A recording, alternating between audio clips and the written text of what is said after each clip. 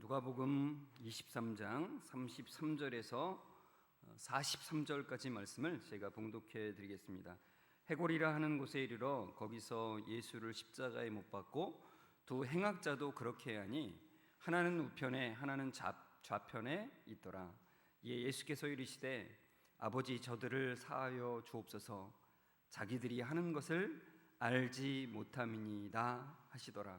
그들이 그의 옷을 나눠 제비 뽑을새 백성은 서서 구경하는데 관리들은 비웃어 이르되 저가 남은 구원하였으니 만일 하나님이 택하신 자 그리스도이면 자신도 구원할지어다 하고 군인들도 희롱하면서 나와 신 포도주를 주며 이르되 내가 만일 유대인의 왕이면 내가 너를 구원하라 하더라. 그의 위에 있는 유대인의 왕이라 쓴 패가 있더라.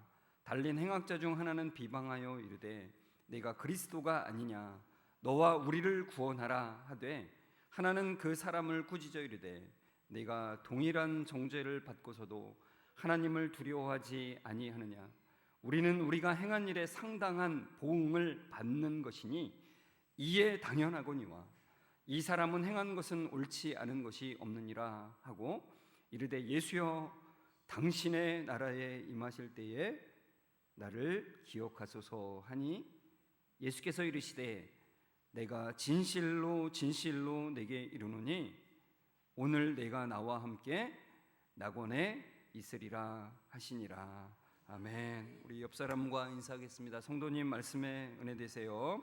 이렇게 인사하겠습니다. 말씀에 커다란 은혜가 되시기를 주의 이름으로 축원합니다. 오늘 말씀의 33절에 보시면은 해골이라고 하는 곳에 예수님이 이제 이르렀다라고 말씀을 합니다. 해골이라는 것은 우리가 뭐 예전 성경이나 또는 찬송가에서 보듯이 바로 골고다를 말하는 겁니다. 이 골고다 언덕에 이제 이르러서 거기서 십자가에 못 박히시게 됩니다. 그런데 예수님만 십자가에 못 박힌 게 아니라 두 명의 행악자가 마태복음에는 강도라고 나왔는데 다른 사람의 것을 빼앗고 목숨을 빼앗은 그런 강도들이죠. 그 강도들이 이제 함께 달리는데 여러분 가만히 생각해 보십시오. 왜 예수님의 사형 집행 현장에 이 두 명의 죄수가 함께하게 됐을까? 그런 생각을 해보셨습니까? 어느 정도 짐작할 수 있는 거는 물론 이제 때마침 이 두 사람도 처형할 때가 되어서 예수님과 함께 처형 당하게 뭐 사형 집행 당하게 되는 상황도 있겠죠. 근데 우리가 어느 정도 짐작할 수 있는 거는 이 모든 상황들이 이제 그 사람들이 그 집행하는 사람들이 생각할 때는 예수님이 부각되는 것을 조금이라도 희석시키고자 하는 그런 의도들이 있겠죠, 당연히. 그리고 예수님을 이 극악무도한 이 강도들과 같은 급으로 그런 급으로 취급되도록 하는 전략이 사실은 여기에 있다는 것을 우리가 충분히 예상할 수가 있습니다. 그러나 성경을 믿는 우리들에게는 또 다른 관점으로 볼 수 있는 것이 있죠. 이 사형 집행이 로마 총독부에 의해서 이루어지는 것은 분명히 맞지만 그들에 의해서 십자가가 세워지고 못을 박는 것은 분명히 로마 병사들이 하고 있지만 그 모든 것을 주관하시는 분은 하나님이시라는 것을 우리가 믿잖아요. 우리가 알잖아요. 그러니까 하나님께서는 이 예수님을 중심으로 해서 양쪽에 이 두 명의 인류의 대표자들을 세우고 계신다는 거예요. 세우신 거예요. 같이 옆에다. 그것을 우리가 이제 제가 예전에도 말씀드린 것처럼 요한복음이 이것을 표현해 놓고 있다고 그랬잖아요. 그래서 요한복음은 특별히 그 단어 선택을 강도나 행악자라고 하지 않고 뭐라고 했다고요? 두 사람이라고 일부러. 굉장히 의도적인 단어 선택이라는 거예요. 하나님께서 이 인류의 모든 사람의 대표 두 명을 그 양쪽에 세우셨다는 거예요. 그 두 명은 뭘 대표해요? 첫 번째로는 이 달린 사람은 죽음을 거의 죽어 있는 거잖아요. 아직 목숨은 붙어 있지만 죽음을 향해 가는 그 모든 인류의 사람들의 모습을 이 두 사람이 보여주고 있다는 거예요. 여러분 지금 편안하게 지금 앉아 있잖아요. 죽을 것 같지는 않잖아요. 죽을 것 같으면 빨리 막 119 부르라 그러고 막 우린 그러잖아요. 근데 그렇지는 않잖아요. 그러나 실상의 모습은 이와 같다라고 우리에게 계속해서 말씀해주고 있다는 거예요. 그러니까 여러분 이걸 깨닫는 게 복이라고 제가 말씀드렸죠.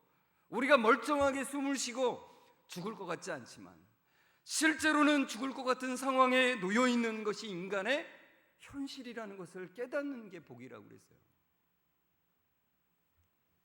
더불어서 이 두 사람이 대표하고 있는 게 하나 더 있다 그랬죠. 그게 바로 예수님에 대한 반응이 극과 극으로 갈려진다는 거예요. 이 두 사람이. 근데 예수님의 십자가에 달리신 예수님에 대해서 사람들의 반응은 대체적으로 부정적이었던 것을 오늘 본문을 통해서 우리가 볼 수 있어요. 그 첫 번째가 바로 35절에 나오는데 백성들이 서서 구경을 해요. 여러분 예수님은 수많은 병자를 고치신 분입니다. 죽은 자를 살리셨어요. 죽은 나사로를 무덤에서 부르셨어요. 그러니까 죽었던 자가 살아나오는 거예요. 풍랑과 바람을 그치게 하신 분이고 5개의 보리떡과 2마리의 물고기로 5,000명, 10,000명 그 이상을 먹이신 분이라는 거예요. 이렇게 기적을 일으키신 분이 그냥 아무런 힘없이 십자가에 달리는 게 너무 이상하잖아요. 그러니까 백성들은 서서 구경을 하는 거죠. 도대체 이게 맞는 건가? 실제는 저분 원래 기적을 못 일으키는 분인데 어떻게 그렇게 됐나 보다 뭐 이렇게 생각하는지도 모르겠어요. 그러면서 참 안 됐다. 살아있을 때는 그렇게 기적을 일으키더니 말로가 좋지 않구만 뭐 이런 식의 생각들을 가지고 있었는지 몰라요. 그리고 또 어떤 사람들은 저 마지막에 어떤 일이 벌어질지 몰라 뭐 이런 기대를 가지고 구경을 하고 있었는지도 모르겠습니다. 근데 이에 반해서 관리들은 조금 더 적극적으로 그들의 의사를 표현하는 거예요. 그들은 어떻게 한다고요? 비웃는다 그랬습니다. 비웃는. 그래서 어떻게 비웃냐면 이런 거예요. 내가 다른 사람들의 병을 고쳐줬잖아. 귀신 들렸던 자의 그것을 회복시켰잖아. 만약 내가 하나님이 보내신 메시아 그리스도가 맞다면 뭔가를 해야 되지 않겠냐? 만약 내가 구원자가 맞다면 너부터 구원해봐. 구원자라며. 구원해봐. 구원자로 왔으면 너 자신부터 구원해봐라. 능력을 한번 보여줘봐. 이렇게 제가 지금 한 것이 간절한 게 아니라 약간 비웃듯이 못하지 그런 뜻이에요. 너 아무리 매를 쳐도 아무런 저기를 하지 못하는 거 보니까 아무것도 할 수 없는 자네 이런 거예요. 구원자라고 참 말도 잘한다 이런 식의 표현을 하는 거죠. 그런데 이들은 진짜 그 구원이 무엇인지 모르기 때문에 이렇게 한다는 거예요. 그러니까 예수님은 죽으심으로 구원하는 것인데 근데 자신을 구원해보라고 지금 말하고 있는 거예요. 자, 그 다음에 두 번째 부류가 이제 군인들인데 36절에서 38절에 보면은 군인들은 어떻게 했냐면 희롱을 했다 그랬어요. 희롱. 근데 여기서 이제 신포도를 주었다 그러는데 아마도 자신들이 마시던 뭔가의 포도주를 이렇게 여기서는 그냥 마셔볼래? 이렇게 했던 건지도 모르겠어요. 그러면서 그들이 희롱하고 이제 이거 희롱한다는 건 조롱한다는 거거든요. 조롱하면서 뭐라고 말하냐면 네가 만약 유대인의 왕이 맞다면 왕이라며 그러면 너를 좀 구원해봐. 그 왕의 권력을 한번 사용해봐. 그 요한복음 19장에 보면은 예수님의 그 달린 십자가의 그 위쪽에 죄패가 달리게 되어 있는데 그 죄패에 뭐라고 쓰여 있어요? 유대인의 왕 이렇게 쓰여 있어요. 근데 무슨 말로 썼어요? 세 가지 언어로 썼어요. 히브리 말과 로마인의 말과 헬라인의 말로 썼어요. 그러니까 그 당시에 그 자리에 있었던 모든 사람들이 볼 수 있도록 그 말이 쓰여진 거예요. 그러니까 로마 병사들도 보는 거죠. 유대인의 왕? 야, 제패가 참 이상하다. 되게 놀릴 수 있는 그 말이죠. 왕이 지금 십자가에 달려 있는 거예요. 그러니 군인들이 그걸 보면서 조롱하는 거예요. 야, 네가 유대인의 왕이라면서 너 자신 하나 구원하지 못하냐?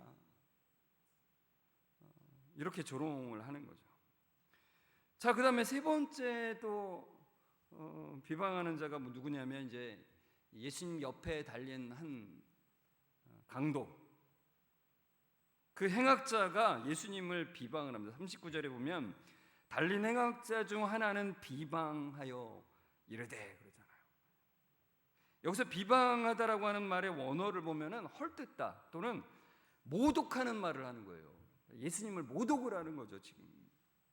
근데 제가 한번 생각을 해봤어요. 이 사람이 왜 이럴까? 그러니까 왜 이렇게 할 수 있는 거는 나름대로의 기대가 있었다는 거예요. 기대가. 어떤 기대가 있었을까요? 자기가 십자가에 이제 끌려서 이제 달리는데, 그 기적을 행하는 예수라고 하는 사람과 같이 달린대.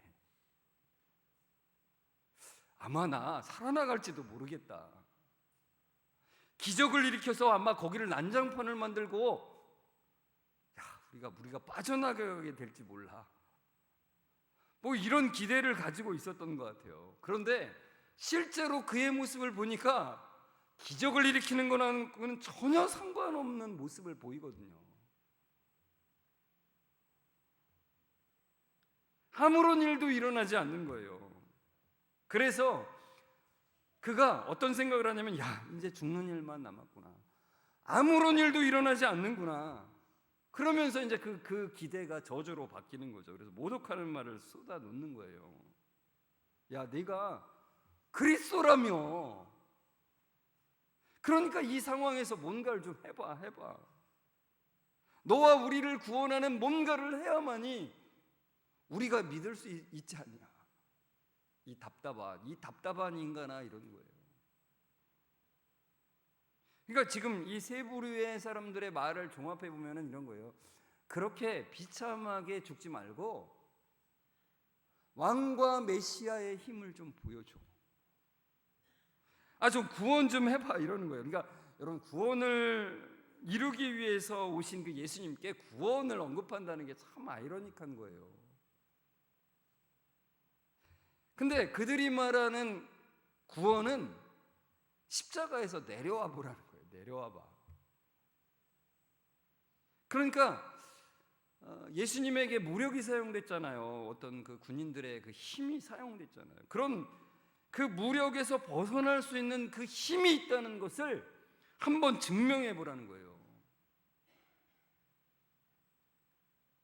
그런데 예수님은 그것에 대해서 아무런 대꾸를 하지 않으시고, 예수님이 말씀하신 것이라고는 오직 그 비방하는 자들을 위해서 기도하신다는 거예요.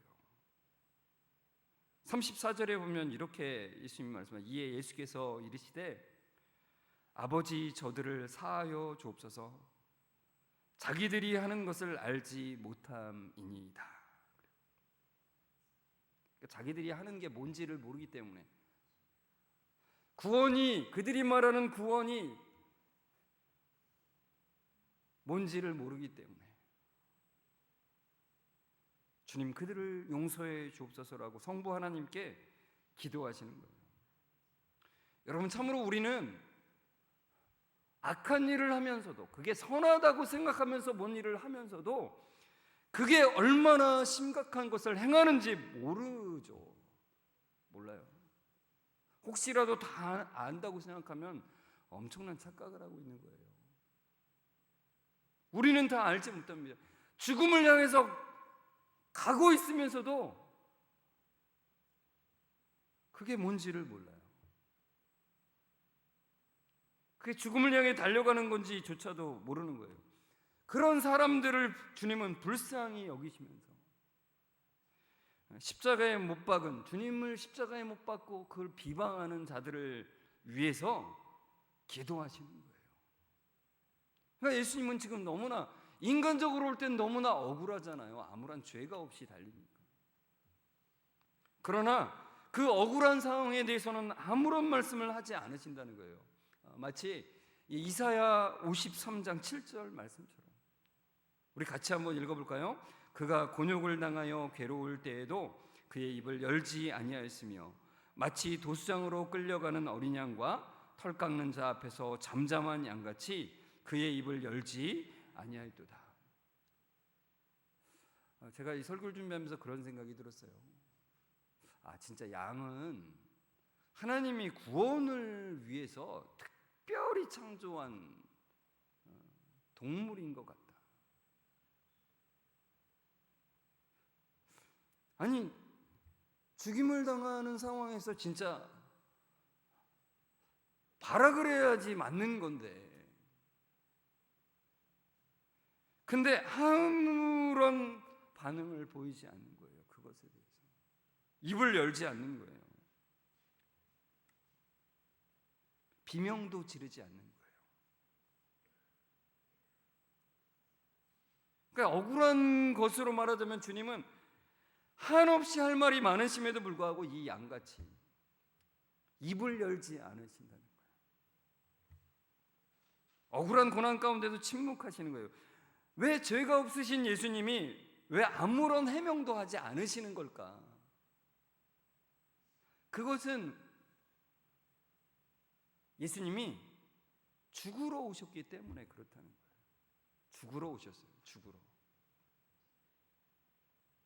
좀 더 정확히 말하자면 우리가 죽어야 될 것을 대신하러 오셨기 때문이라는 거예요. 그것이 구원을 이루는 유일한 길이기 때문이라는 거예요.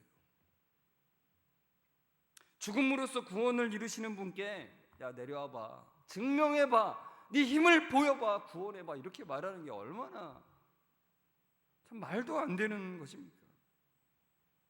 구원이 뭔지 모르기 때문에 그렇게 얘기하는 것이죠. 여러분, 주님은 죽음을 당하러 오셨습니다. 그래서 스스로 죽음을 향해서 가신 거예요. 그래서 예수님은 요한복음 10장에 이미 이렇게 말씀을 하셨어요.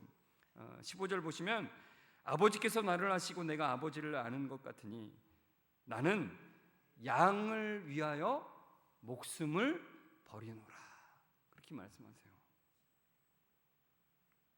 그래서 예수님은 목자이신데 양을 위해서 목숨을 버리시기 위해서 양이 되셨어요. 양이.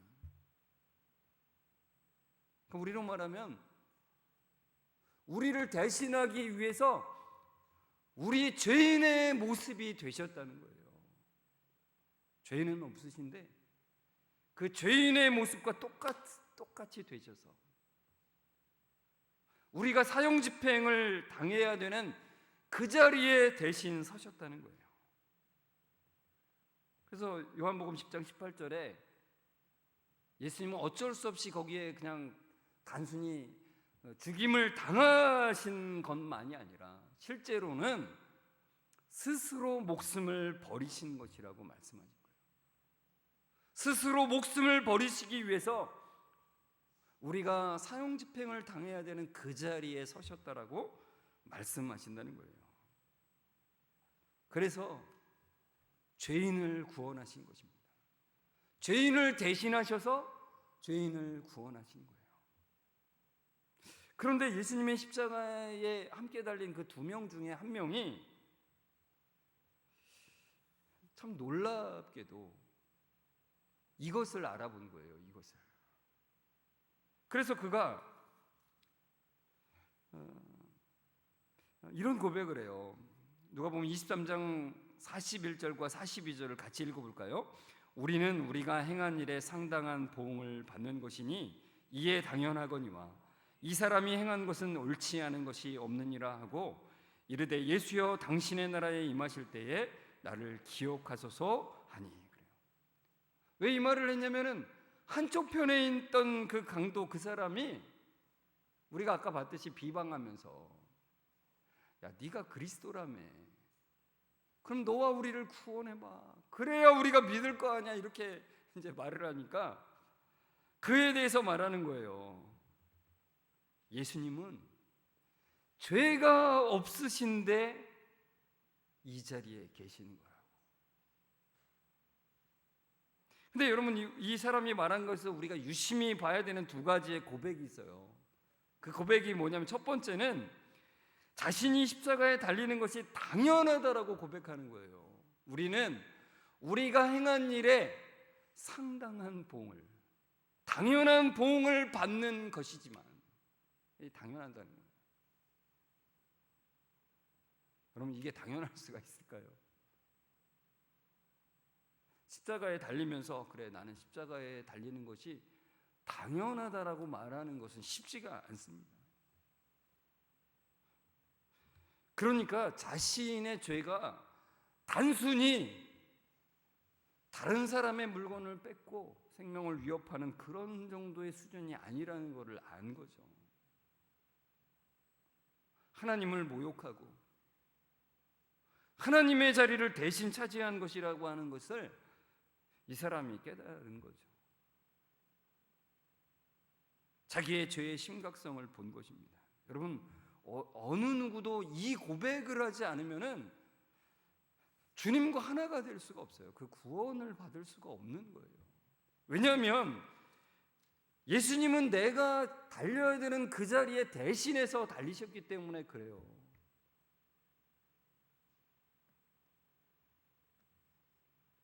나의 죄의 심각성을 알지 못하면 주님이 우리를 위해서 대신 죽으신 그 죽음이 나와는 상관이 없는 것이 된다는 것입니다.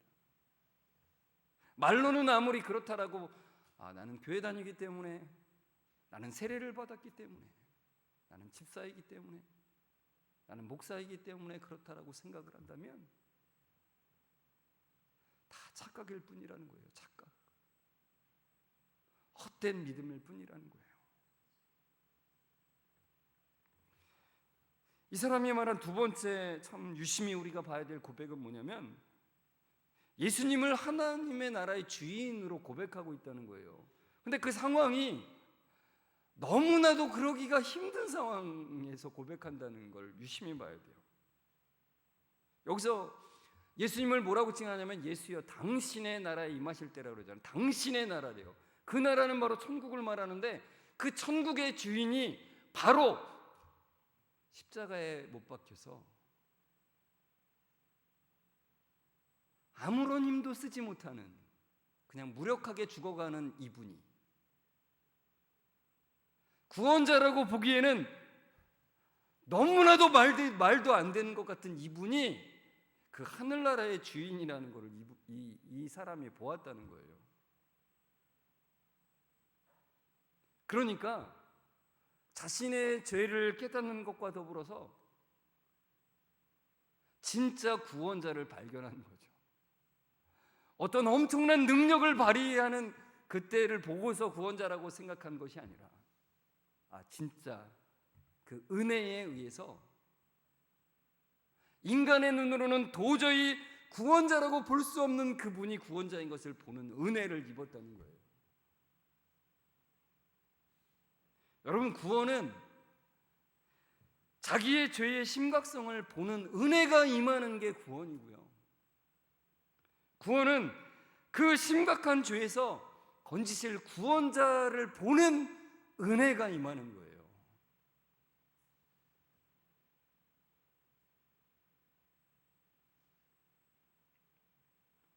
뭔가 신앙생활을 하면서 엄청난 것들을 막 하고 뭐 봉사를 하고 뭘 해서 나는 그런 것 같아가 그런 게 아니라, 절대로 인간의 생각으로는 그것을 깨달을 수 없는 상황에서 내 죄의 심각성과 그 구원자를 발견하는, 그것을 보는 은혜를 입는 것이 바로 구원이라고요.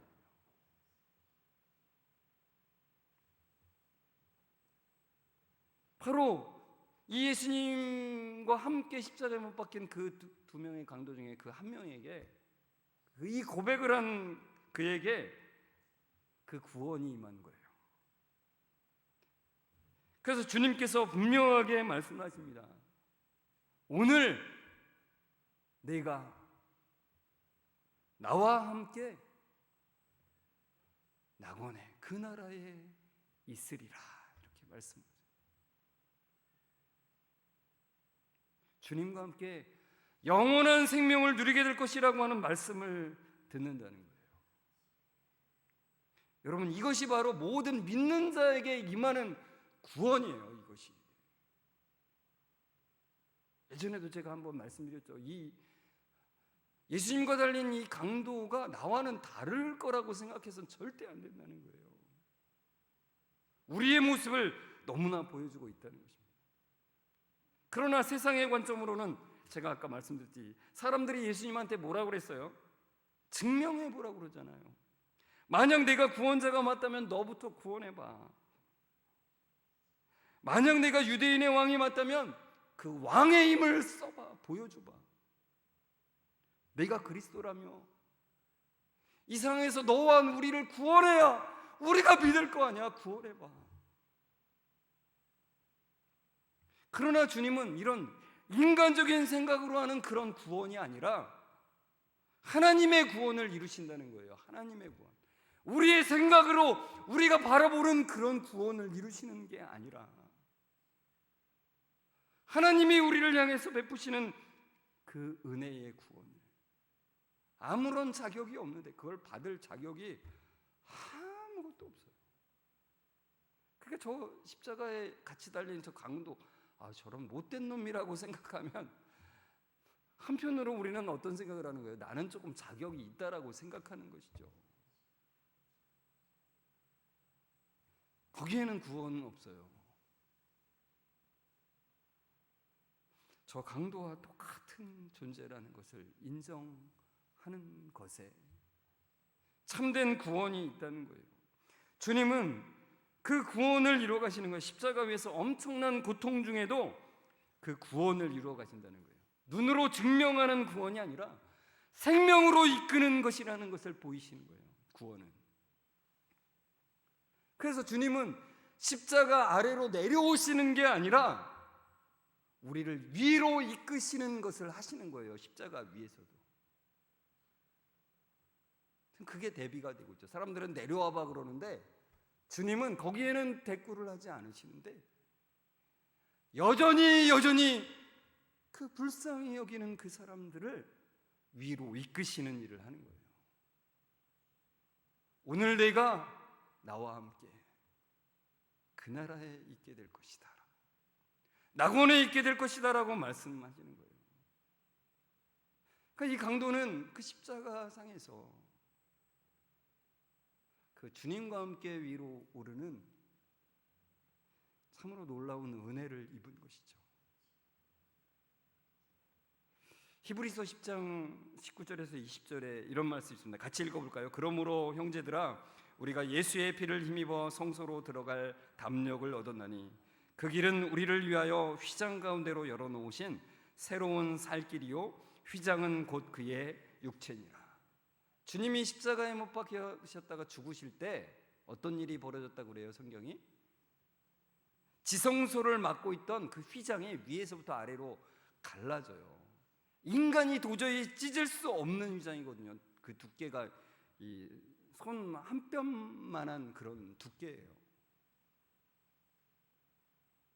그러니까 예수님의 죽으심으로 지성소, 곧 하나님이 계신 곳으로 나아갈 수 있는 길이 열렸다는 걸 말씀하시는 거예요. 그 휘장은 그의 육체라고 했잖아요. 예수님의 몸이 찢기심으로 말미암아, 죽으심으로 말미암아 그 길이 열렸다라고 우리에게 말씀해주고 있는 것입니다. 하나님과 단절되었던 우리를 예수님이 죽으심으로 하나님께 나아가게 하셨다는 거예요. 사망의 그늘에 놓여있던 우리를 생명으로 나아가게 하는 그 길을 여셨다는 거예요. 그 몸이 찢겨지고 그 피가 흘려짐으로 말미암아 그 길이 열렸다라고 말씀하시는 거예요. 그러니까 그 주님의 죽으심이 구원을 이루신 것입니다. 그러니까 십자가가 말하는 것이 바로 그거예요. 주님께서 십자가 위에서 옆에 있던 사람에게 오늘 내가 나와 함께 낙원에 있으리라고 하는 그 말씀이 이 자리에 계신 모든 분들에게 임하는 은혜가 있기를 제가 기도합니다. 그걸 소망하면서 설교 준비를 했어요. 주님, 이 설교를 듣는 모든 사람에게, 이 강도에게 임한, 이 행악자에게 임한, 이 사람에게 임한 그 놀라운 은혜가 임하기를 원합니다. 성도 여러분, 십자가를 볼 때마다 그 은혜를 기억하는 놀라운 은혜가 있기를 원합니다. 십자가를 볼 때마다 사람들이 생각하는 구원이 아니라 하나님이 보시는 그 구원, 하나님이 우리에게 주시는 그 구원을 이루시기 위해서 우리 대신에 죽음을 대신하신 그 예수님의 사랑을 보는 그 은혜가 매일매일 여러분과 함께 하시기를 주의 이름으로 축원합니다. 우리 함께 말씀을 생각하면서 찬송가 151장 1절을 찬송하시는데요, 가사가 이렇게 되어 있습니다. 만왕의 왕 내 주께서 왜 고초 당했나, 이 벌레 같은 날 위에 그 보혈 흘렸네. 십자가 내가 처음 볼 때에 나의 마음에 큰 고통 사라져. 오늘 믿고서 내 눈 밝았네. 참 내 기쁨 영원하도다. 이 놀라운 기쁨을 소망하면서 우리 같이 오늘 일어나서 같이 부를까요? 같이 다 일어나서 주님, 제 마음을 주 앞에 내어놓습니다. 그 십자가를 볼 때마다 이 은혜를 깨닫기를 원합니다라고 소망하면서 우리 같이 불렀으면 좋겠습니다.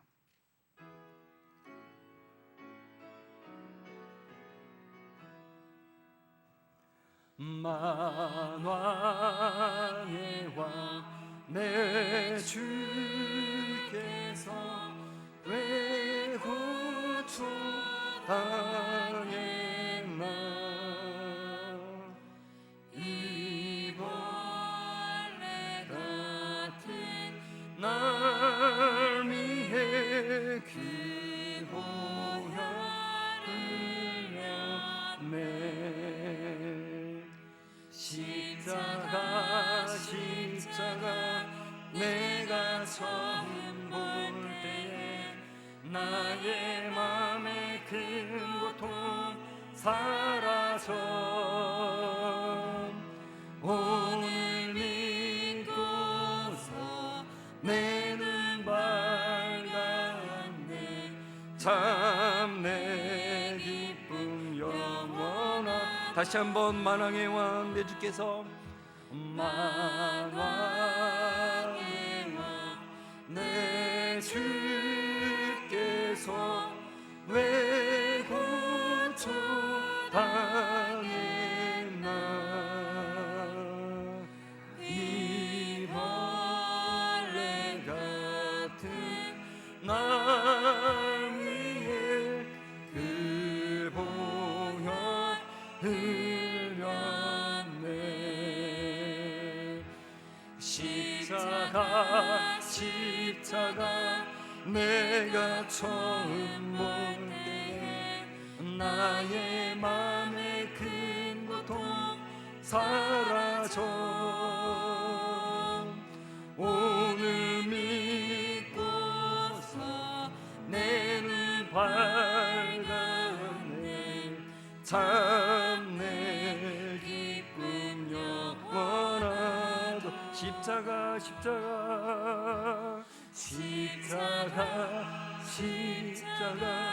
내가 처음 볼 때에 나의 맘에 큰 고통 사라져. 오늘 믿고서 내 눈 밝았네. 참 내 기쁨